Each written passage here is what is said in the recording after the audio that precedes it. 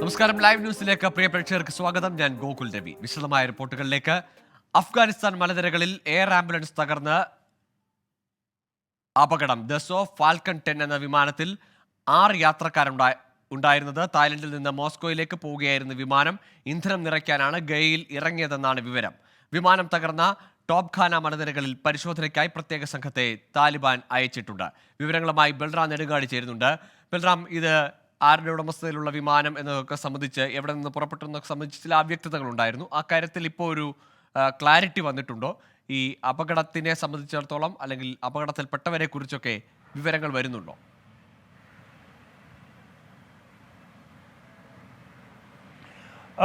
ഗോകുൽ, ആദ്യഘട്ടത്തിൽ പുറത്തു വന്ന ആശങ്കകൾ വലിയ ആശങ്ക അവസാനിക്കുന്ന സാഹചര്യം ഉണ്ടായിരിക്കുന്നു എന്നുള്ളത് യാഥാർത്ഥ്യമാണ്. ടോളോ ന്യൂസ്, അഫ്ഗാൻ മാധ്യമമായ ടോളോ ന്യൂസ് ആണ് ഇന്ത്യൻ വിമാനം അഫ്ഗാൻ മലനിരകളിൽ തകർന്നു വീണു എന്നുള്ള റിപ്പോർട്ട് പുറത്തുവിട്ടത്. അഫ്ഗാൻ അധികൃതരെ ഉദ്ധരിച്ചുകൊണ്ടായിരുന്നു ഈ റിപ്പോർട്ട്. എന്നാൽ നിമിഷങ്ങൾക്കകം തന്നെ തകർന്നത് ഇന്ത്യൻ വിമാനമല്ല എന്നും മൊറോക്കൻ രജിസ്റ്റേർഡായ വിമാനമാണ് എന്നും വ്യക്തമാക്കിക്കൊണ്ട് ഈ DGCAയും വ്യോമയാന മന്ത്രാലയവും ഒപ്പം തന്നെ വിദേശകാര്യ മന്ത്രാലയവും രംഗത്ത് വരികയായിരുന്നു. എന്നാൽ ഈ വിമാനം തങ്ങളുടെ ഉടമസ്ഥതയിലുള്ളതാണ് എന്ന്, റഷ്യൻ ഫെഡറേഷൻ്റെ ഉടമസ്ഥയിലുള്ള വിമാനമാണ് എന്ന് റഷ്യ അറിയിച്ചിരിക്കുകയാണ്. റഷ്യയിലെ വ്യോമയാന ഏജൻസിയായ റോസ് ഏവിയേഷനാണ് ഇക്കാര്യം സ്ഥിരീകരിച്ചിരിക്കുന്നത്. വിമാനം റഷ്യൻ ഫെഡറേഷൻ്റേതാണ് എന്നും ദസോ കമ്പനിയുടെ ഫാൽക്കൺ 10 എന്ന മോഡലിലുള്ള ഒരു വിമാനമാണ് ഇത് എന്നും ഇതൊരു ചാർട്ടേഡ് വിമാനമാണ്, എയർ ആംബുലൻസായി സർവീസ് നടത്തുകയായിരുന്നു എന്നുള്ള സ്ഥിരീകരണവും പുറത്തു വന്നിട്ടുണ്ട്. എന്നാൽ ഈ വിമാനം ഗയയിൽ നിന്നും താഷ്കൻഡ് വഴി മോസ്കോയിലേക്കുള്ള യാത്രക്കിടെയാണ് തകർന്നത് എന്നാണ് റോസ് ഏവിയേഷൻ നൽകുന്ന വിശദീകരണം. അതുകൊണ്ട് തന്നെ ഈ വിമാനത്തിലെ യാത്രക്കാർ എന്നുള്ള വിവരം പുറത്തു വന്നിരിക്കുന്നത് 4 ജീവനക്കാരും 2 യാത്രക്കാരുമാണ് അപകട സമയത്ത് വിമാനത്തിൽ ഉണ്ടായിരുന്നത് എന്നുള്ളതാണ്. ഈ യാത്രക്കാർ ഇന്ത്യക്കാരായിരുന്നു എന്ന കാര്യത്തിൽ ഇപ്പോഴും സംശയം നിലനിൽക്കുന്നുണ്ട്. ഇക്കാര്യം സംബന്ധിച്ചുള്ള സ്ഥിരീകരണങ്ങൾ പുറത്തു വരേണ്ടതുണ്ട്.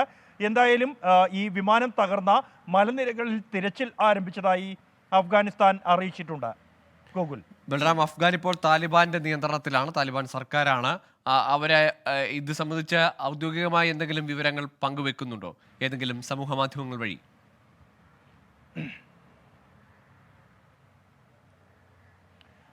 ഗോകുൽ, ഈ അപകടം സംബന്ധിച്ചുള്ള ആദ്യ സ്ഥിരീകരണം ഉണ്ടായത് അഫ്ഗാൻ പ്രാദേശിക ഭരണകൂടത്തിൻ്റെ ഭാഗത്തു നിന്നാണ്. മലനിരകൾക്ക് മുകളിൽ ഒരു വിമാനം തകർന്നു വീണു എന്നും മലനിരകളിൽ ഇടിച്ചാണ് വിമാനം വീണത് എന്നുമുള്ള സ്ഥിരീകരണമാണ് ഈ അഫ്ഗാനിലെ മാധ്യമങ്ങൾക്ക് മുന്നിൽ അവിടുത്തെ ഭരണകൂടം തന്നെ നൽകിയത്. ഇതിനെ തുടർന്ന് വാർത്തകൾ പുറത്തു വന്ന ഘട്ടത്തിലാണ് കൂടുതൽ വിശദീകരണങ്ങളും ഇക്കാര്യത്തിൽ ഉണ്ടായിരിക്കുന്നത്. ഇന്ത്യൻ വിമാനം എന്നാണ് പ്രാഥമിക നിഗമനം എന്ന് തന്നെയാണ് അഫ്ഗാനിലെ താലിബാൻ ഭരണകൂടം മാധ്യമങ്ങളെ അറിയിച്ചിരിക്കുന്നത്. അക്കാര്യത്തിൽ ഇന്ത്യ നിഷേധിച്ച ശേഷവും നിലപാട് അഫ്ഗാൻ ഭരണകൂടം മാറ്റിയിട്ടില്ല എന്നുള്ളതും ശ്രദ്ധേയമാണ്. എന്നാൽ റഷ്യയാണ് ഇക്കാര്യത്തിൽ കൂടുതൽ വ്യക്തത വരുത്തിക്കൊണ്ട് അത് റഷ്യൻ ഫെഡറേഷൻ്റെ ഉടമസ്ഥതയിലുള്ള ദസോ ഫാൽക്കൺ 10 വിമാനമാണ് എന്നും ഈ ചാർട്ടേഡ് വിമാനത്തിൽ 4 ജീവനക്കാരും 2 യാത്രക്കാരും ഉൾപ്പെടെ 6 പേരാണ് ഉണ്ടായിരുന്നത് എന്നും ഇന്ത്യയിലെ ഗയയിൽ നിന്നും ഈ താഷ്കൻഡ് വഴി മോസ്കോയിലേക്കുള്ള യാത്രയിലായിരുന്നു ഈ വിമാനം എന്നുമുള്ള വിശദീകരണമാണ് റഷ്യയുടെ ഔദ്യോഗിക വ്യോമ ഏജൻസിയായ റോസ് ഏവിയേഷൻ നൽകുന്നത്. ഇതുമായി ബന്ധപ്പെട്ട തെരച്ചിൽ ആരംഭിച്ചതായി അഫ്ഗാനിസ്ഥാനിലെ താലിബാൻ ഭരണകൂടം വിശദമാക്കിയിരിക്കുന്നു. എന്നാൽ ഈ തെരച്ചിൽ സംഘം അവിടെ എത്തി നടത്തിയ തെരച്ചിലിന് ശേഷം മാത്രമായിരിക്കും കൂടുതൽ വിശദാംശങ്ങൾ ഇക്കാര്യത്തിൽ ലഭ്യമാവുക. തെരച്ചിലിനായി പ്രത്യേക സംഘത്തെ നിയോഗിച്ചതായി ഈ അഫ്ഗാൻ പ്രാദേശിക മാധ്യമങ്ങളും വ്യക്തമാക്കിയിട്ടുണ്ട്. അതേസമയം ഈ വിമാനത്തിൻ്റെ മറ്റ് മലനിരകളിൽ ഇടിച്ചതല്ല, മറിച്ച് യന്ത്രത്തകരാറാണ് തകരാൻ കാരണം എന്നുള്ളതാണ് റോസ് ഏവിയേഷൻ നൽകുന്ന വിശദീകരണം എന്നുള്ളത്. ഗോകുൽ. ശരി, ബൽറാം നെടുങ്ങാടിയാണ് വിവരങ്ങൾ നൽകിയത്. അഫ്ഗാനിലെ ടോപ്ഖാന മലനിരകളിലാണ് എയർ ആംബുലൻസ് ആണ് തകർന്നു വീണത്. യാത്രാ വിമാനമല്ല, അത് എയർ ആംബുലൻസ് ആണ്. വളരെ കുറച്ചു പേർ മാത്രമേ അതിനകത്തിൽ ഉണ്ടായിരുന്നുള്ളൂ. പക്ഷേ അവർ ഏത് രാജ്യക്കാരാണ്, ഇവിടെ നിന്ന് ഉള്ളവരാണ് എന്നെ സംബന്ധിച്ചുള്ള വിവരങ്ങൾ ലഭ്യമായിട്ടില്ല. താലിബാന്റെ പ്രത്യേക സംഘം ആ മലനിരകളിലേക്ക് പോയിട്ടുണ്ട് എങ്കിൽ മാത്രമേ, ഇനി അവരുടെ തെരച്ചിലിന് ശേഷം മാത്രമേ ആരൊക്കെയാണ് അപകടത്തിൽപ്പെട്ടത്, എന്താണ് അപകടത്തിന്റെ കാരണം എന്നുൾപ്പെടെയുള്ള കാര്യങ്ങളിൽ ഒരു സ്ഥിരീകരണവും വ്യക്തതയും വരിക. ബൽറാം നെടുങ്ങാടിയാണ് വിവരങ്ങൾ പങ്കുവച്ചത്. അയോധ്യയിൽ ഒരുക്കങ്ങൾ അവസാന ഘട്ടത്തിലാണ്. പ്രവേശനത്തിന് അനുമതിയില്ലെങ്കിലും കടുത്ത ശൈത്യത്തെ അവഗണിച്ച് നിരവധി പേരാണ് അയോധ്യയിലേക്ക് എത്തുന്നത്. ത്രിതല സുരക്ഷയാണ് ക്ഷേത്രത്തിന് ചുറ്റും.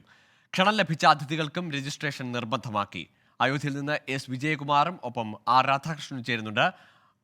ആദ്യം എസ് വിജയകുമാറിലേക്കാണ്. വിജയകുമാർ, ഇന്നത്തെ ചടങ്ങുകൾ എന്തൊക്കെയാണ്? ഒപ്പം അവിടെ ഇപ്പോൾ എന്തെങ്കിലും പ്രത്യേക പൂജകൾ ഒക്കെ നടക്കുന്നുണ്ടോ?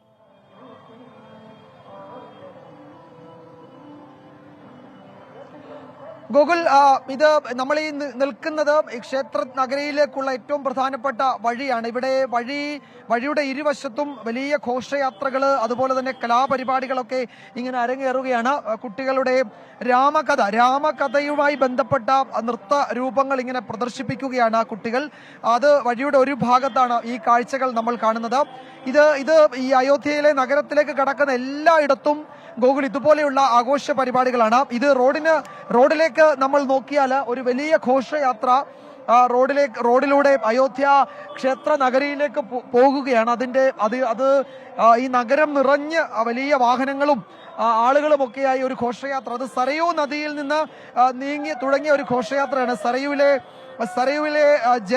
സരയുവിലെ ജലങ്ങൾ വലിയ കുംഭങ്ങളിലാക്കി അത് ക്ഷേത്രത്തിലേക്ക് കൊണ്ടുപോകുന്ന ഒരു വലിയ ഘോഷയാത്രയായിരുന്നു. ആ ഘോഷയാത്രയുടെ എനിക്ക് തോന്നുന്നു അതിന്റെ ഒരു ഭാഗം ഇതിനോടകം ക്ഷേത്രത്തിന് മുന്നിലേക്ക് ആ പ്രധാന വഴിയിലേക്ക് എത്തിയിട്ടുണ്ട്. ആ ക്ഷേത്രത്തിലേക്ക് പ്രവേശിക്കാൻ പറ്റുന്ന ആളുകൾ മാത്രം അവിടേക്ക് കയറിയിട്ടുണ്ട്. ബാക്കിയുള്ളവരൊക്കെ ഈ ഘോഷയാത്രയുടെ ഭാഗമായി ഇവിടെ തുടരുകയാണ്. അതിന്റെ ഇരുഭാഗത്തും ആയിരക്കണക്കിന് ആളുകൾ ഇങ്ങനെ അണിനിരന്നിട്ട് ആ ഘോഷയാത്ര ഇങ്ങനെ പോവുകയാണ്.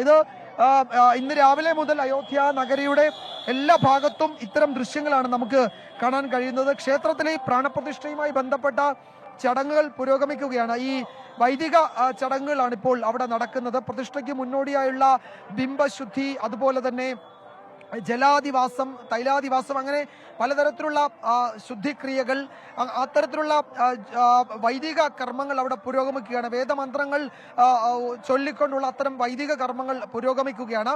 ഒപ്പം തന്നെ നഗരത്തിൽ ഇത്തരത്തിലുള്ള ഘോഷയാത്രകളും മറ്റു കലാപരിപാടികളും അത് ഇന്നലെ കഴിഞ്ഞ 2 ദിവസം തുടങ്ങിയതാണ്. ഇന്നത് ഏതാണ്ട് ഉച്ചസ്ഥായിയിൽ എത്തിയിട്ടുണ്ട്. പ്രധാനമന്ത്രി നരേന്ദ്രമോദിയുടെ യാത്രാ പദ്ധതി സംബന്ധിച്ചുള്ള പൂർണ്ണ വിവരം ഇതിനോടകം പുറത്തു വന്നിട്ടുണ്ട്. അദ്ദേഹം നാളെ രാവിലെ 10:25 വാത്മീകി അന്താരാഷ്ട്ര വിമാനത്താവളത്തിൽ അയോധ്യയിൽ എത്തിച്ചേരുക. അതിനുശേഷം 10:50 അദ്ദേഹം ഈ അയോധ്യ ക്ഷേത്ര അങ്കണത്തിലെത്തും. അവിടെ അതിനുശേഷം അദ്ദേഹം കുറച്ചു സമയം പദ്ധതി അദ്ദേഹത്തിന്റെ എന്താണ് അദ്ദേഹം ഏതാണ്ട് അരമണിക്കൂർ അദ്ദേഹത്തിന്റെ ഷെഡ്യൂളിൽ പ്രത്യേകിച്ചൊന്നും പറഞ്ഞിട്ടില്ല. അതൊരു പക്ഷേ സരയൂ സ്നാനം അദ്ദേഹം ആ സമയം പോയേക്കുമെന്ന് കേൾക്കുന്നു.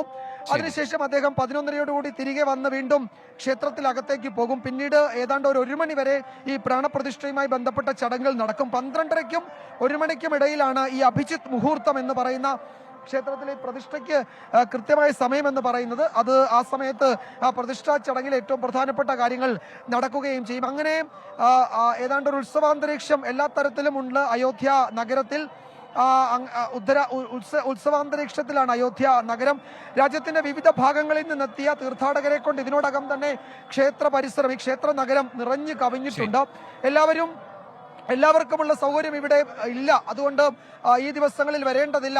പ്രതിഷ്ഠാ ചടങ്ങിന് ശേഷം വന്നാൽ മതിയെന്ന പ്രധാനമന്ത്രിയും ഉത്തർപ്രദേശ് മുഖ്യമന്ത്രിയും ഒക്കെ പലതവണ പറഞ്ഞതാണ്. പക്ഷേ ആരും അതത്ര കാര്യമായി എടുത്തിട്ടില്ല. എല്ലാവരും ഈ വിവിധ മഠാധിപതികളുടെ ഒക്കെ നേതൃത്വത്തിൽ വലിയ സംഘങ്ങളായി ഇവിടേക്ക് വന്നുകൊണ്ടിരിക്കുകയാണ്. ഇപ്പോഴും ആ കാഴ്ചകളാണ് രാവിലെ മുതൽ തന്നെ നമ്മൾ കാണുന്നത്. വലിയ സുരക്ഷ ഒരുക്കിയിട്ടുണ്ട്. സുരക്ഷാ ക്രമീകരണങ്ങൾ എന്നത് കടുകട്ടി സുരക്ഷാ ക്രമീകരണങ്ങളാണ് ഇവിടെ ഒരുക്കിയിരിക്കുന്നത്. 3 ലെയറിൽ സുരക്ഷാ ക്രമീകരണങ്ങൾ ഒരുക്കിയിട്ടുണ്ട്. പോലീസിന്റെയും അർദ്ധസൈനിക വിഭാഗത്തിന്റെയും ഒക്കെ ഉന്നത ഉദ്യോഗസ്ഥരൊക്കെ സുരക്ഷാ ക്രമീകരണങ്ങൾ വിലയിരുത്തുന്നുണ്ട്. നിശ്ചിത ഇടവേളകളിൽ ഏരിയൽ സർവേ നടക്കുന്നുണ്ട്. ഡ്രോൺ ആണ് ഇവിടെ ഏരിയൽ സർവേക്ക് ഉപയോഗിക്കുന്നത്. അതുകൂടാതെ ഡ്രോൺ കൂടാതെ ഈ AI ക്യാമറകൾ നഗരത്തിലാകെ വിന്യസിച്ചിട്ടുണ്ട്. മുഴുവൻ ആളുകളുടെയും നീക്കങ്ങൾ AI ക്യാമറകൾ നിരീക്ഷിക്കുന്നുണ്ട്. അങ്ങനെ വിപുലമായ സുരക്ഷാ ക്രമീകരണങ്ങളും ഇവിടെ ഏർപ്പെടുത്തിയിട്ടുണ്ട്. ഘോഷയാത്ര ഇപ്പോൾ അയോധ്യ നഗരത്തിലേക്ക് ഒരുപാട് ആളുകൾ എത്തുന്നുണ്ട്. അത് നിയന്ത്രണങ്ങളെല്ലാം അപ്പുറത്തേക്ക് അല്ലെങ്കിൽ നിർദ്ദേശങ്ങൾക്കൊക്കെ അപ്പുറത്തേക്ക് നിരവധി ആളുകൾ നാളത്തെ പ്രാണപ്രതിഷ്ഠ നടക്കുന്ന പശ്ചാത്തലത്തിൽ അങ്ങോട്ടേക്ക് എത്തുന്നുണ്ട്.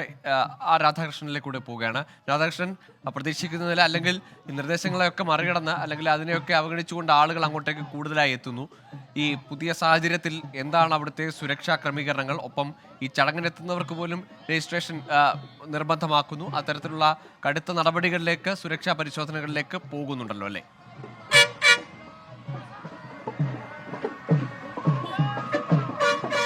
തീർച്ചയായിട്ടുമാണ് ഗോകുല്. ഇതില് ഈ അയോധ്യയിലെ ഈ ദിവസങ്ങളിൽ ശക്തമായിട്ടുള്ള നിയന്ത്രണങ്ങളാണ് പ്രഖ്യാപിച്ചിരുന്നത്. പക്ഷേ ഈ നിയന്ത്രണങ്ങളെയെല്ലാം ഫലവത്തായി നടപ്പാക്കാൻ പറ്റാത്ത വിധത്തിലുള്ള സാഹചര്യത്തിലേക്ക് കാര്യങ്ങൾ വന്നിരിക്കുന്നു. നഗരത്തിന്റെ എല്ലാ ഇടത്തേക്കും പല മേഖലകളിൽ നിന്നെത്തിയ ചെറു സംഘങ്ങൾ വലിയ ആൾക്കൂട്ടങ്ങളായി മാറുകയും അവർ നഗരത്തിന്റെ ഇരുവശങ്ങളിലായിട്ട് പാട്ട് പാടുകയും ഭജന നടത്തുകയും നൃത്തം വയ്ക്കുകയും ഒക്കെ ചെയ്യുന്ന ഒരു അവസരമാണ് ഉള്ളത്. അതുകൊണ്ട് ഈ പോലീസ് അധികാരികളെ സംബന്ധിച്ച് ഈ അവർക്കെതിരായിട്ടുള്ള ഒരു നടപടി എങ്ങനെ എടുക്കണമെന്നതിനെ കുറിച്ച് പോലും ഒരു സ്ഥിരതയില്ലാത്ത ഒരു സാഹചര്യമുണ്ട്. കാരണം ഈ വന്നിരിക്കുന്നവരിൽ ഭൂരിപക്ഷം പേരും സ്ത്രീകളും കുട്ടികളും ഒക്കെയാണ് എന്നുള്ളതാണ്. ഈ കടുത്ത തണുപ്പ് അവഗണിച്ച് ഇവിടേക്ക് എത്തിയത്. ഇവരിൽ പലരും അന്തി ഉറങ്ങാനായിട്ടൊക്കെ റോഡിന്റെ ഇരുവശങ്ങളിലുമാണ് അന്തി ഉറങ്ങുന്നത്. കാരണം ഇവിടുത്തെ ഹോട്ടലുകളൊക്കെ നിറഞ്ഞ് കവിഞ്ഞിരിക്കുകയാണ്. അങ്ങനെയുള്ള ഒരു സാഹചര്യത്തിലും ഈ രാമനാമം മുഴക്കി ഇവിടേക്ക് എത്തുന്നവർക്കെതിരെ ഏതെങ്കിലും വിധത്തിലുള്ള ഒരു നടപടി സ്വീകരിക്കുവാൻ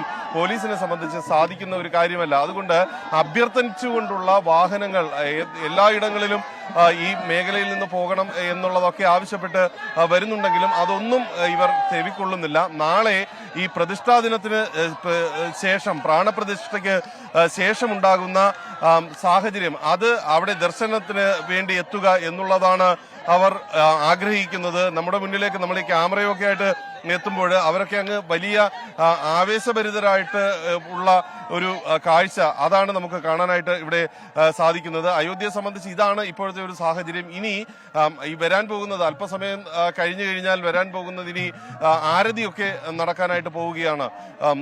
ഈ ആരതിയൊക്കെ നടക്കുന്ന സമയത്ത് ഇന്നത്തെ ഒരു തിരക്ക് എത്രത്തോളമാണ് എന്നതിനെ സംബന്ധിച്ച് വലിയ ആശങ്കകൾ ഉണ്ടാക്കുന്ന ഒരു സാഹചര്യം കൂടി നിലവിലുണ്ട്. ഈ ക്ഷേത്രവുമായി ബന്ധപ്പെട്ടിട്ടുള്ള ക്രമീകരണങ്ങൾ, അത് പ്രധാനമന്ത്രി നാളെ എത്തുന്ന സമയം മുതൽ തുടങ്ങി ഈ പ്രാണപ്രതിഷ്ഠ തീരുന്നത് വരെ ഉള്ള സമയങ്ങൾ, അത് ഒരുപക്ഷെ വലിയ രീതിയിലുള്ള നിയന്ത്രണങ്ങളൊക്കെ വെച്ചുകൊണ്ട് നടത്തുന്നുണ്ടെങ്കിലും പക്ഷേ അതിനുശേഷം ഉണ്ടാകുന്ന ജനപ്രവാഹത്തെ എങ്ങനെ തടുക്കണം എന്നതിനെ സംബന്ധിച്ചിട്ടുള്ള ഒരു വ്യക്തതയില്ല. ഇപ്പോൾ പ്രധാനമന്ത്രി റോഡ് മാർഗമായിരിക്കും വാൽമീകി അന്താരാഷ്ട്ര വിമാനത്താവളത്തിൽ നിന്ന് അയോധ്യയിലേക്ക് വരുന്നത് എന്ന് 15 കിലോമീറ്റർ ഉണ്ട് ഈ വിമാനത്താവളവും അയോധ്യ ക്ഷേത്രവും തമ്മിലുള്ള ഡിസ്റ്റൻസ്.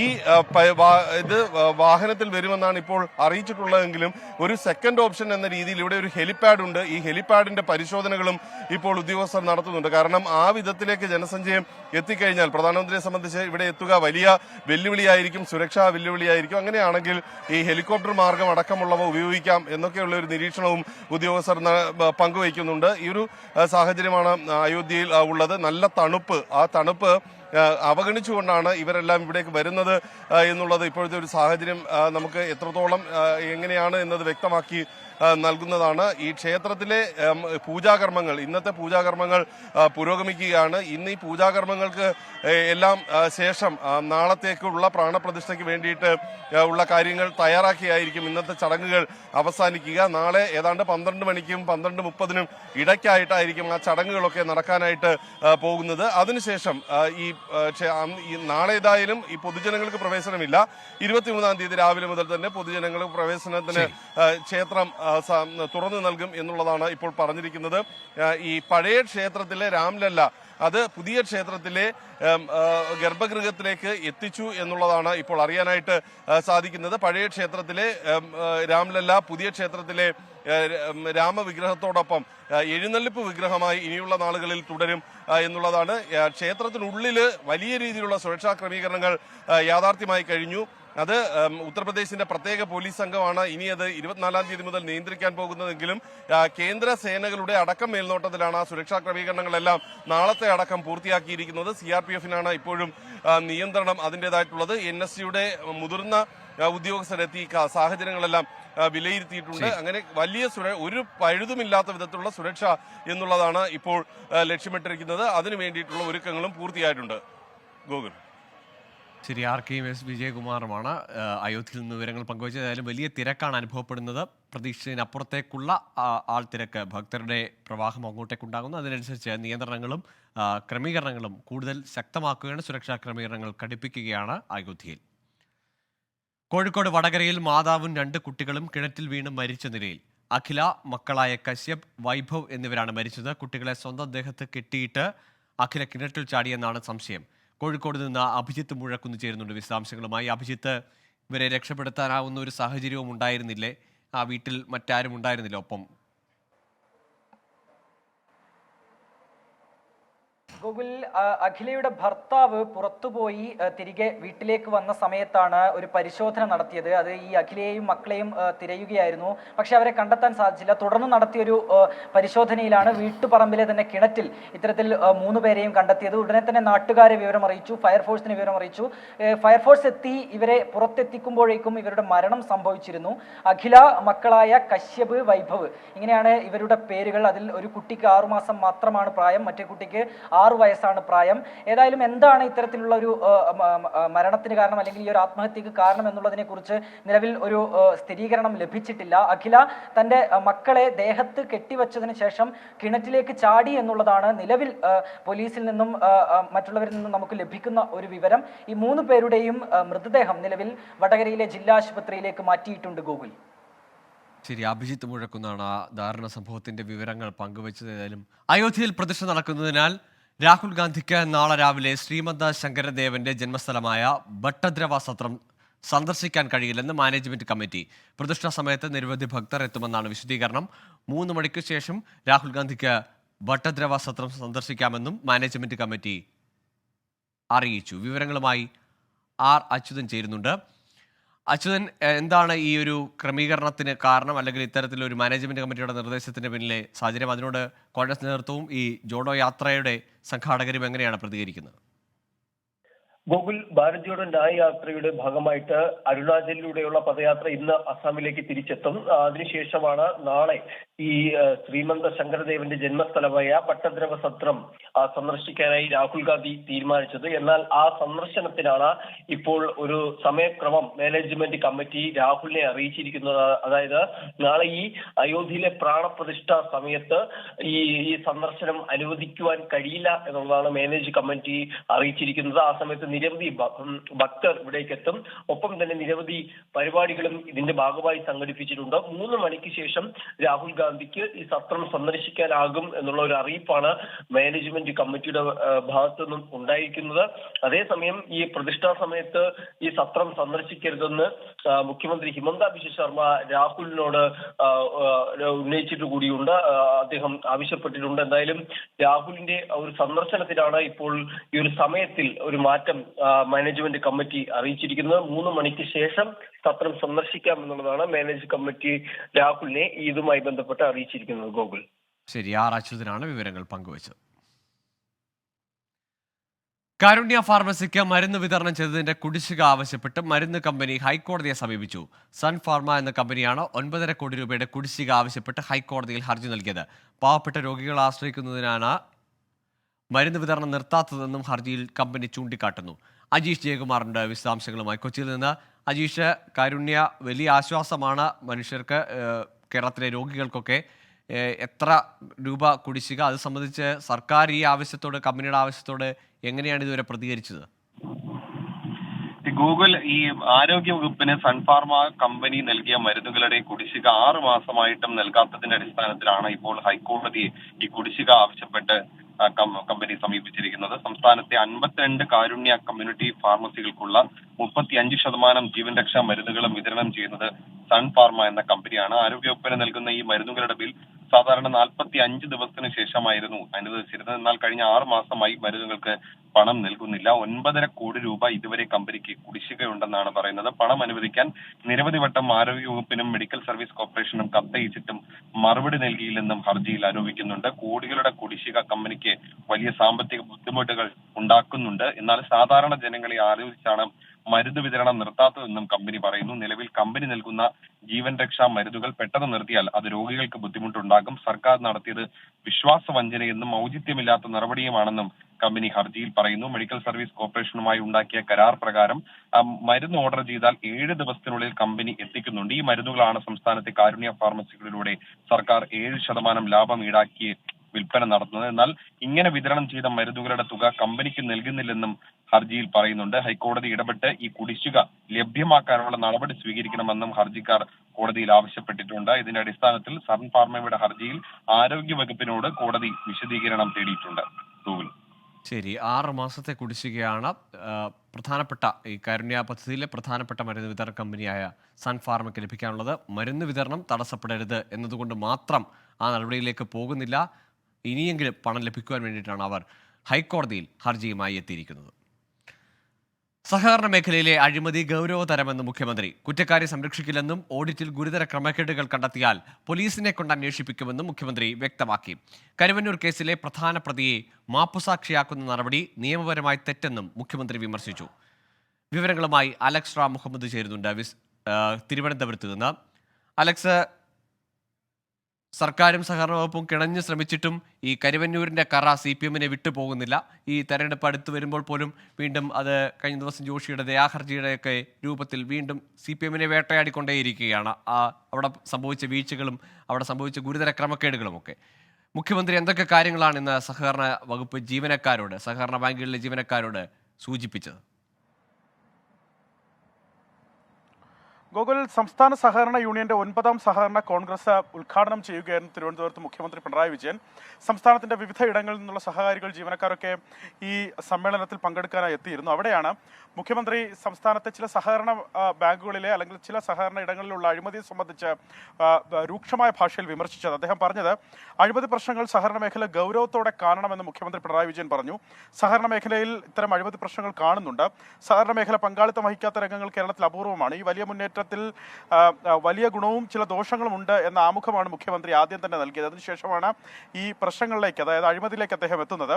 സഹകരണ മേഖല കരുത്താർജിച്ചപ്പോൾ ഇത്തരം ദുഷിച്ച പ്രവണതകൾ കൂടി കണ്ടുവന്നു. ആർത്തി മൂത്തവരാണ് ഇത്തരത്തിൽ അഴിമതിയുടെ ഭാഗമാകുന്നതെന്നാണ് അദ്ദേഹം വിമർശിച്ചത്. ഇത്തരം കാര്യങ്ങളിൽ ഒരു തരത്തിലുള്ള വിട്ടുവീഴ്ചയും ഉണ്ടാകില്ല, കർക്കശമായ നടപടി ഉണ്ടാകുമെന്നാണ് സർക്കാർ നിലപാട്. അഴിമതിക്കാർ രക്ഷപ്പെട്ടുകൂടാ എന്നാണ് സർക്കാരിന്റെ നിലപാട്. ഒരു തരത്തിലുള്ള പരിരക്ഷയും ഇത്തരക്കാർക്ക് സർക്കാരോ വകുപ്പോ നൽകില്ല എന്ന് മുഖ്യമന്ത്രി ആവർത്തിച്ചു പറഞ്ഞത് മാത്രമല്ല, ഓഡിറ്റ് അടക്കം നടത്തുമ്പോൾ ഇത്തരം ക്രിമിനൽ നടപടികൾ കുറ്റകൃത്യങ്ങൾ കണ്ടെത്തിയാൽ അത് പോലീസിനു കൈമാറും എന്നും മുഖ്യമന്ത്രി പറഞ്ഞു. തെറ്റു ചെയ്തവർക്കെതിരെ കർക്കശമായ നടപടി, അതായത് മുഖം നോക്കാതെ നടപടി, ഒപ്പം സഹകരണ സ്ഥാപനത്തെ സംരക്ഷിക്കുന്നതുമായിരിക്കും സർക്കാരിന്റെ നിലപാട് എന്നാണ് മുഖ്യമന്ത്രി ആവർത്തിച്ചു വ്യക്തമാക്കിയത്. അതിനുശേഷമാണ് അദ്ദേഹം ഈ കേന്ദ്ര ഏജൻസികളെ പരാമർശിച്ച് രംഗത്തെത്തിയത്. സംസ്ഥാനത്ത് ഇത്തരത്തിലുള്ള പ്രശ്നങ്ങൾ നടക്കുമ്പോൾ സ്വാഭാവികമായി കേന്ദ്ര ഏജൻസികൾക്ക് അതിൽ ഇടപെടാനാകും, അന്വേഷിക്കാനാകും. അത് നല്ല കാര്യത്തിനാണെങ്കിൽ അത് അംഗീകരിക്കും. അതായത് അതുമായി ബന്ധപ്പെട്ട വിഷയങ്ങൾ ഗൗരവമായി അന്വേഷിക്കാനും അത്തരത്തിലാണ് മുന്നോട്ട് പോകുന്നതെങ്കിൽ അത് അംഗീകരിക്കുമെന്നാണ് അദ്ദേഹം പറഞ്ഞത്. പക്ഷേ സ്വർണ്ണക്കടത്തടക്കം അദ്ദേഹം പരാമർശിച്ചുകൊണ്ട് പറഞ്ഞത്, സ്വർണ്ണക്കടത്തിൽ കേന്ദ്ര സർക്കാരിനോട് അന്വേഷണം ആവശ്യപ്പെട്ടത് സംസ്ഥാന സർക്കാരാണ്. പക്ഷേ കേന്ദ്ര ഏജൻസി സംസ്ഥാനത്ത് വന്ന് എന്താണ് ചെയ്തതെന്ന് കണ്ടതാണല്ലോ, എല്ലാവർക്കും അറിയാമല്ലോ എന്നാണ് അദ്ദേഹം പറഞ്ഞത്. ഒരു സ്ഥാപനത്തിന്റെ പേര്, അതായത് കരുവന്നൂരിനെ ഉദ്ദേശിച്ച് അദ്ദേഹം പറഞ്ഞത്, ഒരു സഹകരണ സ്ഥാപനത്തിൽ ഇത്തരത്തിൽ പ്രശ്നങ്ങൾ നടന്നു, കേന്ദ്ര ഏജൻസി അവിടെ അന്വേഷണത്തിന് വന്നു. പക്ഷേ കേന്ദ്ര ഏജൻസികൾ രാഷ്ട്രീയ പ്രചരണത്തിന് വേണ്ടി ആ അന്വേഷണത്തെ ഉപയോഗിക്കുകയായിരുന്നു എന്നാണ് മുഖ്യമന്ത്രി പറഞ്ഞത്. കുറ്റകൃത്യത്തിൽ ഒന്നാമതുള്ളയാളെ മാപ്പുസാക്ഷിയാക്കി എന്നിട്ട് അദ്ദേഹം പറയുന്ന കാര്യങ്ങളെ മറ്റുള്ളവർക്കെതിരെ തേജോവധം ചെയ്യാനാണ് ആ പ്രയോഗങ്ങൾ ഉപയോഗിച്ചതെന്നാണ് അദ്ദേഹം പറയുന്നത്. അത്തരത്തിൽ ആ മാപ്പുസാക്ഷിയാക്കി ആ ഒന്നാം പ്രതിയെ, യഥാർത്ഥ കുറ്റവാളിയായ ഒന്നാം പ്രതിയെ ശിക്ഷിക്കാതെ അദ്ദേഹത്തെ മാപ്പുസാക്ഷിയാക്കുന്നതിലൂടെ എന്ത് സന്ദേശമാണ് നൽകുന്നതെന്നാണ് മുഖ്യമന്ത്രി ചോദിക്കുന്നത്. നിയമപരമായി നടക്കാൻ പറ്റാത്തതാണ് ഇത്തരം കേന്ദ്ര ഏജൻസികൾ ചെയ്യുന്നതെന്ന് മുഖ്യമന്ത്രി വിമർശിക്കുന്നുണ്ട്. സമാനമായ വിമർശനം കരുവന്നൂരിനെതിരെ സഹകരണ വകുപ്പ് മന്ത്രി VN വാസവൻ കരുവന്നൂർ സഹകരണ ബാങ്കിന്റെ പേരെടുത്ത് തന്നെ വിമർശിക്കുന്നതും കണ്ടതാണ് ഇന്നത്തെ ഈ സമ്മേളനത്തിൽ. അദ്ദേഹം പറഞ്ഞത്, കരുവന്നൂർ ബാങ്ക് തട്ടിപ്പുമായി ബന്ധപ്പെട്ട് ഉദ്യോഗസ്ഥർ അറിയാതെ ഈ ക്രമക്കേട് നടക്കില്ല എന്നാണ് VN വാസവന്റെ വിമർശനം. കരുവന്നൂരിൽ നടക്കാൻ പാടില്ലാത്തതാണ് നടന്നത്. 2011 മുതൽ ആരംഭിച്ച ഈ പ്രശ്നങ്ങൾ പുറത്തു വന്നത് ഈ ഇടെയാണ്. കുറ്റക്കാരായ 7 ജീവനക്കാരെ സസ്പെൻഡ് ചെയ്തു. ഈ ബോർഡടക്കം പിരിച്ചുവിട്ടു. സ്വീകരിക്കേണ്ട നടപടികളെല്ലാം വകുപ്പും സർക്കാരും സ്വീകരിച്ചിട്ടുണ്ട്. 106 കോടി രൂപ നിക്ഷേപകർക്ക് മടക്കി നൽകിയെന്നും ബാക്കിയുള്ളത് നൽകാനുള്ള നടപടികൾ സ്വീകരിക്കുന്നതായും സഹകരണ വകുപ്പ് മന്ത്രി വി എൻ വാസവൻ വ്യക്തമാക്കി. എന്താണെങ്കിലും ഈ തെരഞ്ഞെടുപ്പ് അടുക്കുന്ന പശ്ചാത്തലത്തിൽ കേന്ദ്ര ഏജൻസികൾ പ്രത്യേകിച്ച് ഇ ഡി അടക്കം ഈ സഹകരണ ബാങ്കുകളെ വട്ടമിട്ട് കറങ്ങുന്നു എന്നുള്ളതാണ് മുഖ്യമന്ത്രിയും സഹകരണ വകുപ്പ് മന്ത്രിയും അടക്കം പറയുന്നത്. അത് നല്ല കാര്യത്തിനാണെങ്കിൽ അത് അംഗീകരിക്കും, പക്ഷേ രാഷ്ട്രീയമായ പ്രചരണത്തിനാണെങ്കിൽ പ്രതിരോധിക്കും എന്നാണ് മുഖ്യമന്ത്രിയും വകുപ്പ് മന്ത്രിയും അടക്കം വ്യക്തമാക്കുന്നത്. ശരി, അലക്സ് റാം മുഹമ്മദാണ് വിശദമായ വിവരങ്ങൾ പങ്കുവച്ചത് തിരുവനന്തപുരത്ത് നിന്ന്. സിറോ മലബാർ സഭ എറണാകുളം അങ്കമാലി അതിരൂപതയിലെ കുർബാന തർക്കത്തിലായവില്ല. ഏകീകൃത കുർബാന നടപ്പാക്കണമെന്ന സിനഡ് സർക്കുലർ അതിരൂപതയിലെ ഭൂരിഭാഗം പള്ളികളിലും വായിച്ചില്ല. കിഴക്കമ്പലം സെയിന്റ് ആന്റണീസ് ഫൊറോന പള്ളിയിൽ വിശ്വാസികൾ തമ്മിൽ വാക്കേറ്റമുണ്ടായി. വിവരങ്ങളുമായി എബിൻ ജോസ് ചേരുന്നുണ്ട്. എബിൻ, ഈ കുർബാന തർക്കത്തിൽ കാര്യങ്ങളെല്ലാം ഇപ്പോഴും പഴയപടി എന്നതാണോ സാഹചര്യം? ഗോകുൽ, തീർച്ചയായിട്ടും അങ്ങനെ വേണം പറയാൻ. കാരണം പുതിയ മേജർ ആർച്ച് ബിഷപ്പ് സ്ഥാനമേറ്റതിന് പിന്നാലെ ചേർന്ന സിനഡിലായിരുന്നു എല്ലാ മെത്രാന്മാരും ചേർന്ന് ഇത്തരത്തിലൊരു നിർദ്ദേശം നൽകിയത്, ഒരു സർക്കുലർ പുറപ്പെടുവിച്ചത്. എറണാകുളം അങ്കമാലി അതിരൂപതയിലെ ഏകീകൃത കുർബാന നടപ്പിലാക്കണമെന്നുള്ള സർക്കുലറായിരുന്നു അത് ഇന്ന് എല്ലാ പള്ളികളിലും കുർബാനയുടെ മധ്യേ വായിക്കണമെന്നായിരുന്നു നിർദ്ദേശം. നേരത്തെ തന്നെ എറണാകുളം അങ്കമാലി അതിരൂപതയിൽ നിന്നുള്ള അൽമായരും അതുപോലെ തന്നെ വൈദികരുടെ കൂട്ടായ്മയും ഈ സർക്കുലർ വായിക്കില്ല എന്നുള്ള തീരുമാനം പറഞ്ഞിരുന്നു. അതുപോലെ തന്നെ ഇന്ന് ഭൂരിഭാഗം പള്ളികളിലും ഈ സർക്കുലർ വായിച്ചില്ല. കിഴക്കമ്പലം സെൻറ് ആൻ്റണീസ് ഫൊറോന പള്ളിയിൽ ഈ സർക്കുലർ വായിക്കുന്നതുമായി ബന്ധപ്പെട്ട് തർക്കമുണ്ടായി. ഇരുവിഭാഗങ്ങൾ തമ്മിൽ തർക്കമുണ്ടായതിനെ തുടർന്ന് പോലീസ് എത്തിയാണ് വിശ്വാസികളെ പിരിച്ചുവിട്ടത്. ഈ സർക്കുലർ വായിക്കില്ല എന്ന നിലപാട് വികാരി എടുത്തതോടെ ഔദ്യോഗിക വിഭാഗത്തിൽ നിന്നുള്ള ആളുകൾ സർക്കുലർ വായിക്കണമെന്ന ആവശ്യവുമായി മുന്നോട്ട് വരികയും പിന്നീട് അത് തർക്കമായി മാറുകയായിരുന്നു. അതോടുകൂടി പോലീസ് എത്തുകയും ഇരു വിഭാഗങ്ങളെയും പിരിച്ചുവിടുകയുമായിരുന്നു. ഏതായാലും കുർബാന തർക്കത്തിൽ എറണാകുളം അങ്കമാലി അതിരൂപതയിൽ അയവില്ല. സർക്കുലർ വായിക്കില്ല എന്നുള്ള നിലപാട് തന്നെയാണ് അതിരൂപതയിലെ വൈദികരും അൽമായരും എടുക്കുന്നത്. ഗോകുൽ, ശരി, ഏതായാലും പുതിയ ആർച്ച് ബിഷപ്പ് മാർ റാഫേൽ തട്ടിലിന്റെ നിർദ്ദേശങ്ങളും അതിനെ വൈദിക സമിതിയും അൽമായ മുന്നേറ്റവും ഒന്നും അംഗീകരിക്കുന്നില്ല. ഏകീകൃത കുർബാന എന്ന നിർദ്ദേശത്തോട് അവർ ഇപ്പോഴും മുഖം തിരിച്ചു തന്നെ നിൽക്കുകയാണ്. മിച്ചഭൂമി കേസിൽ തിരുവമ്പാടി മുൻ MLA ജോർജ് എം തോമസിന് തിരിച്ചടി. ജോർജ് എം തോമസ് കൈവശം വെച്ച ഭൂമി കണ്ടുകെട്ടാൻ ലാൻഡ് ബോർഡ് ഉത്തരവിട്ടു. 5.75 ഏക്കർ ഭൂമിയാണ് മിച്ചഭൂമിയായി കണ്ടുകെട്ടാൻ ഉത്തരവ്. ഇതിൽ പുതിയ വീട് നിർമ്മിക്കുന്ന 35 സെന്റ് ഭൂമിക്ക് ഇളവ് നൽകിയിട്ടുണ്ട്. വിധിക്കെതിരെ ഹൈക്കോടതിയെ സമീപിക്കുമെന്ന് ജോർജ് എം തോമസ് പറഞ്ഞു. ഷഹദ് റഹ്മാൻ ചേരുന്നുണ്ട് വിശദാംശങ്ങളുമായി. ഷഹദ്, ഈ മിച്ചഭൂമി കൈവശം വെച്ചതുമായി ബന്ധപ്പെട്ട വലിയ വിവാദം, അതിനുശേഷം നിരവധി പരാതികൾ ഉയരുന്നു, പരിശോധന നടക്കുന്നു, ഒടുവിൽ അത് കണ്ടുകെട്ടാൻ തീരുമാനമാകുന്നു. ഇനി അതിനെ എങ്ങനെ പ്രതിരോധിക്കാനാവും ജോർജ് എം തോമസിന്?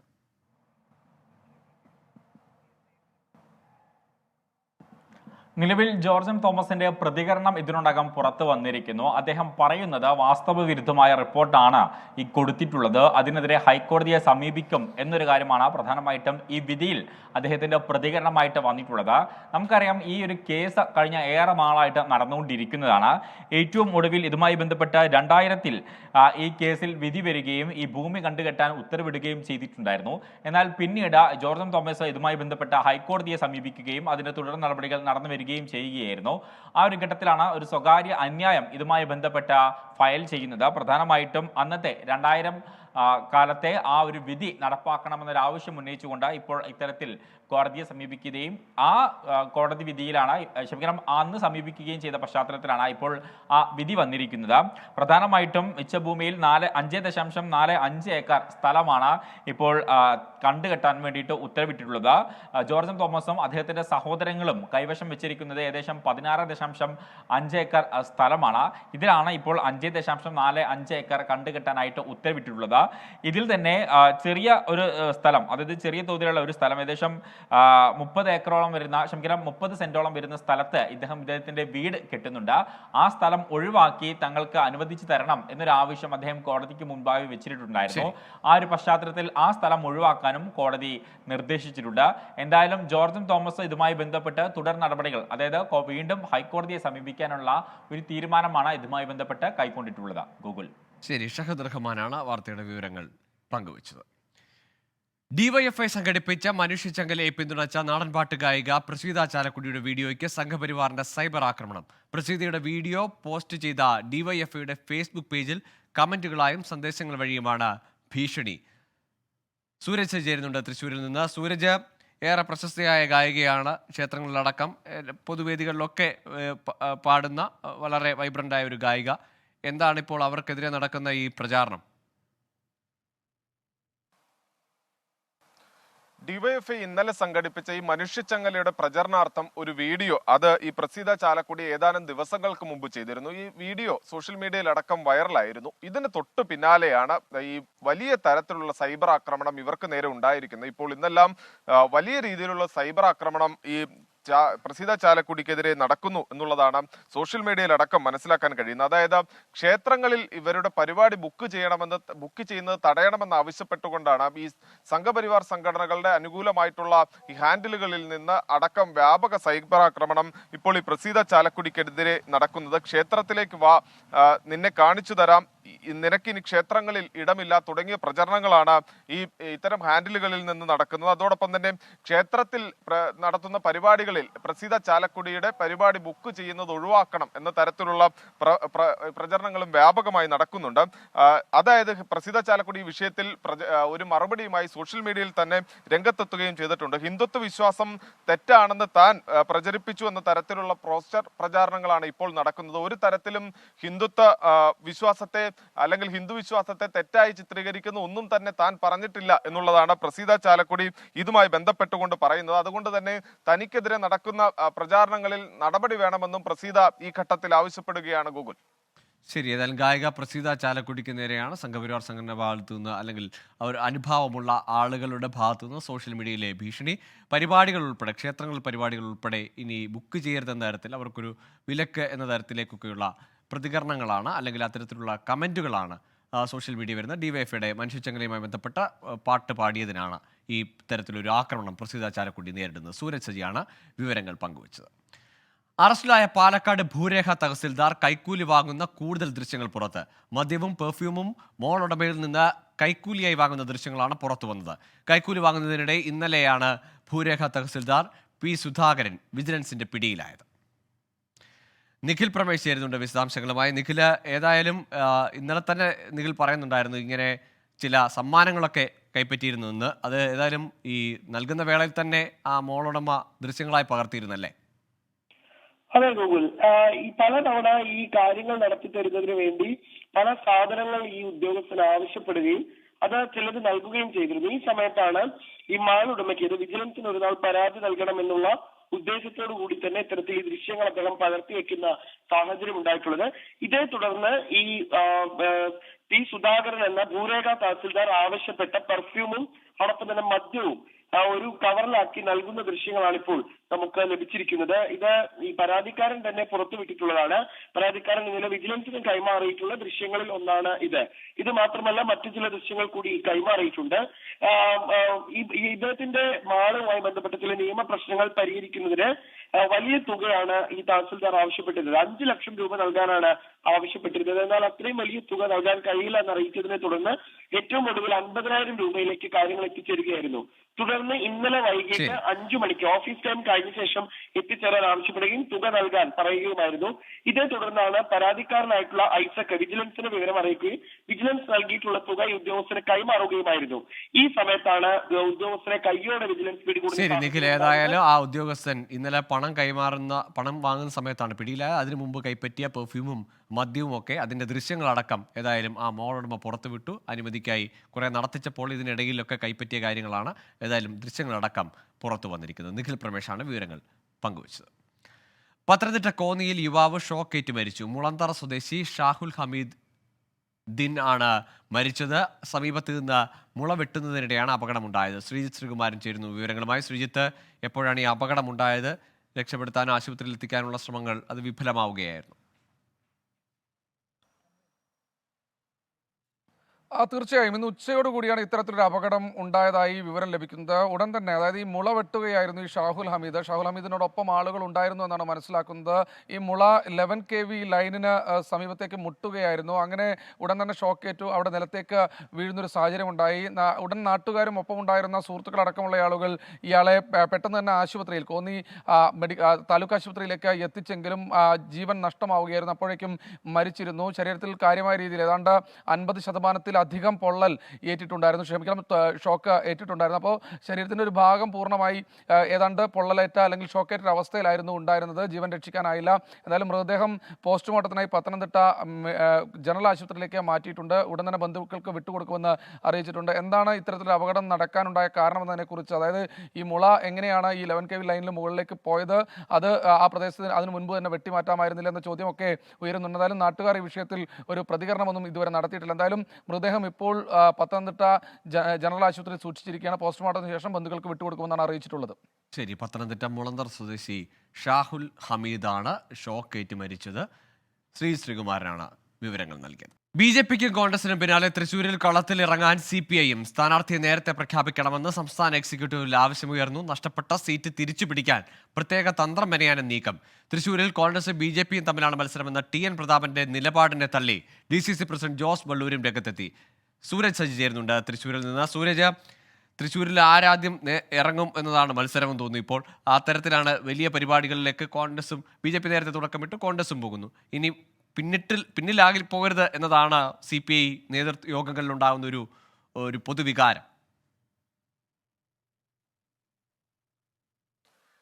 ഗൂഗിൾ BJPയെ സംബന്ധിച്ച് സുരേഷ് ഗോപിയെ ഔദ്യോഗികമായി പ്രഖ്യാപിച്ചിട്ടില്ലെങ്കിൽ പോലും സുരേഷ് ഗോപിയെ ഉയർത്തിക്കാട്ടിയുള്ള പ്രചരണം അത് മണ്ഡലത്തിൽ മുഴുവൻ സജീവമാണ്. തുടർന്ന് തൊട്ടു പിന്നാലെ TN പ്രതാപനായി മണ്ഡലത്തിൽ ചുവരെഴുത്തുകളെല്ലാം ഉണ്ടായി. നേതൃത്വത്തിന്റെ വിലക്കും മറ്റു കാര്യങ്ങളും എല്ലാം ഉണ്ടെങ്കിൽ പോലും പ്രതാപന്റെ പേര് ഉയർത്തിക്കാട്ടിയുള്ള പ്രചരണം അത് അനൌദ്യോഗികമായി തന്നെ മണ്ഡലത്തിൽ പുരോഗമിക്കുന്ന ഒരു സാഹചര്യമുണ്ട്.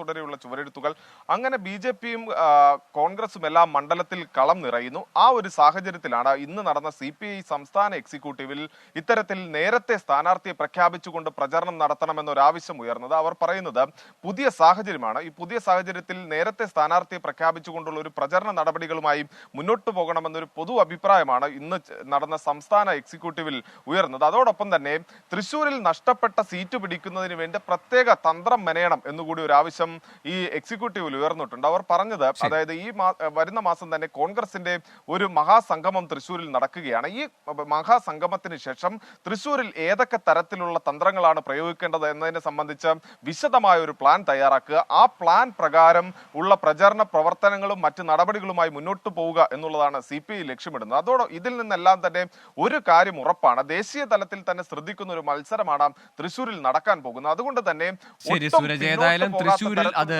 ദേശീയ നേതൃത്വം തന്നെ ചർച്ച ചെയ്യുന്ന തരത്തിലേക്ക് അല്ലെങ്കിൽ ദേശീയ തലത്തിൽ തന്നെ ശ്രദ്ധ ആകർഷിക്കുന്ന ഒരു മത്സരം നടക്കുമെന്ന് ഉറപ്പായി. അതിൽ പ്രചാരണത്തിലും സ്ഥാനാർത്ഥി പ്രഖ്യാപനത്തിനും ഒട്ടും പിന്നിലേക്ക് പോകരുത് എന്ന വികാരമാണ് CPIയുടെ നേതൃയോഗത്തിലും എക്സിക്യൂട്ടീവിലും ഇന്ന് ഉയർന്നത്. ജയ് ശ്രീറാം എന്ന് വിളിച്ചില്ലെങ്കിൽ കുത്തിക്കൊല്ലുന്ന നാടായി ഇന്ത്യ മാറിയെന്ന എഴുത്തുകാരൻ T. പത്മനാഭൻ. ഇന്ന് രാജ്യത്തെ ഏറ്റവും വലിയ വിൽപ്പന ചരക്കാണ് ശ്രീരാമന്റെ പേര്. തെരഞ്ഞെടുപ്പിൽ തുറുപ്പ് ചീട്ട് അയോധ്യ ആയിരിക്കുമെന്നും T. പത്മനാഭൻ പറഞ്ഞു. എൻ്റെ അറിവിൽ ഏറ്റവും വലിയ ശ്രീരാമഭക്തൻ മോഹൻദാസ് കരംചന്ദ് ഗാന്ധി. ആ സാധു മനുഷ്യൻ ജീവിതത്തിൽ ഒരു സിനിമയെ കണ്ടിട്ടുള്ളൂ. വിജയഭട്ടിൻ്റെ രാമരാജ്യമായിരുന്നു. അദ്ദേഹം മരിക്കുമ്പോൾ 2 വാക്കേ ശബ്ദമേ ഉച്ചരിച്ചിട്ടുള്ളൂ, ഹേ റാം, ഹേ റാം. ഇന്ന് ഇന്ത്യയിലെ ഏറ്റവും വലിയ വിൽപ്പന ചരക്ക് വെച്ച ഉടനെ തന്നെ വിറ്റുപോകുന്നത് ശ്രീരാമൻ്റെ പേരാണ്. ശ്രീരാമൻ്റെ പേർ ഉച്ചരിച്ചില്ലെങ്കിൽ പരസ്പരം കാണുമ്പോൾ ജയ് ശ്രീറാം എന്ന് പറഞ്ഞ് അഭിവാദ്യം ചെയ്തിട്ടില്ലെങ്കിൽ അവരെ കുത്തിക്കൊല്ലുന്ന നാടാണിത്. കണ്ണൂരിൽ നിന്ന് സജോ ദേവസ് ചേരുന്നുണ്ട് വിവരങ്ങളുമായി. സജോ, ഈ അയോധ്യ പ്രതിഷ്ഠാ ദിനവുമായി ബന്ധപ്പെട്ട അതിൻ്റെ ചുമതല, അതിൻ്റെ ക്ഷണിക്കാനൊക്കെ ചുമതലപ്പെടുത്തിയത് ആരാണ് RSSനെ എന്ന ചോദ്യങ്ങളൊക്കെ ഉയർന്നിട്ടുണ്ടെങ്കിലും ഇത്ര നിശിതവും രൂക്ഷമായ ഒരു വിമർശനം കേരളത്തിൽ നിന്ന് ആദ്യമാണ്. എവിടെ വെച്ചായിരുന്നു ഈ പ്രതികരണം? കണ്ണൂരിലെ ഒരു പുസ്തക പ്രകാശന ചടങ്ങിൽ വെച്ചാണ് എഴുത്തുകാരനായ T. പത്മനാഭൻ രൂക്ഷമായ വിമർശനങ്ങൾ ഈ വിഷയവുമായി ബന്ധപ്പെട്ടെല്ലാം ഉന്നയിക്കുന്നത്. ഇന്ത്യ ഗവൺമെന്റ് എന്തൊക്കെ ചെയ്യുന്നുവെന്ന് നമുക്കറിയാം. അവരുടെ ചരിത്ര പുസ്തകങ്ങളിൽ നിന്ന് ഗാന്ധി പോയി, നെഹ്റു പോയി, മൗലാന ആസാദ് പോയി, എന്തിന് ചാൾസ് ഡാർവിൻ വരെ പോയിരിക്കുന്നു. തന്റെ അറിവിൽ ഏറ്റവും വലിയ ശ്രീരാമ ഭക്തൻ ഒരാളെ ഉള്ളായിരുന്നു, അത് ഗാന്ധിയാണ്. അദ്ദേഹം ഒരു സിനിമയെ കണ്ടിട്ടുള്ളൂ, അത് വിജയഭട്ടന്റെ രാമരാജ്യമായിരുന്നു. അദ്ദേഹം മരിക്കുമ്പോൾ 2 വാക്കേ ഉച്ചരിച്ചിട്ടുള്ളൂ, അതൊന്ന് ഹേ റാം എന്നായിരുന്നു. ഇന്ന് പക്ഷേ അയോധ്യയിൽ പ്രാണപ്രതിഷ്ഠ നടക്കുന്നുണ്ട്. അതിനുവേണ്ടി കേരളത്തിൽ നിന്നും പോയത് പ്രമുഖ കായിക താരമായ PT ഉഷയാണ്. ഉഷ ഏതൊക്കെ രാമായണമാണ് വായിച്ചിട്ടുള്ളതെന്ന് തനിക്കറിയില്ല. ഇന്ന് ഇന്ത്യയിലെ ഏറ്റവും വലിയ വിൽപ്പനച്ചരക്ക് ശ്രീരാമന്റെ പേരാണ്. പരസ്പരം കാണുമ്പോൾ ജയ് ശ്രീരാം എന്ന് അഭിവാദ്യം ചെയ്തില്ലെങ്കിൽ അവരെ കുത്തിക്കൊല്ലുന്ന നാടായി മാറി അതിനിയും കൂടുകയുള്ളൂ എന്ന് അദ്ദേഹം പറയുകയാണ്. വരുന്ന ലോക്സഭാ ഇലക്ഷനിൽ ഏറ്റവും വലിയ തുറുപ്പുചീട്ട് ശ്രീരാമന്റെ പേരും അയോധ്യയിലെ ക്ഷേത്രവുമായിരിക്കും എന്നുകൂടി അദ്ദേഹം കുറ്റപ്പെടുത്തുകയും വിമർശിക്കുകയും ചെയ്യുകയാണ്. ഇവിടെ നടന്ന ഒരു ഈ പുസ്തക പ്രകാശന ചടങ്ങിലാണ്. ശരി സജോ, ഏതായാലും എഴുത്തുകാരൻ ടി പത്മനാഭനാണ്. രാമക്ഷേത്ര പ്രതിഷ്ഠയുമായി ബന്ധപ്പെട്ടൊക്കെ നടക്കുന്ന പ്രചാരണങ്ങളിൽ BJP സംഘപരിവാർ കേന്ദ്രങ്ങളെയും ഒക്കെ വിമർശിക്കുന്ന തരത്തിലുള്ള ഒരു പ്രതികരണം ഇപ്പോൾ നടത്തിയിരിക്കുന്നത്.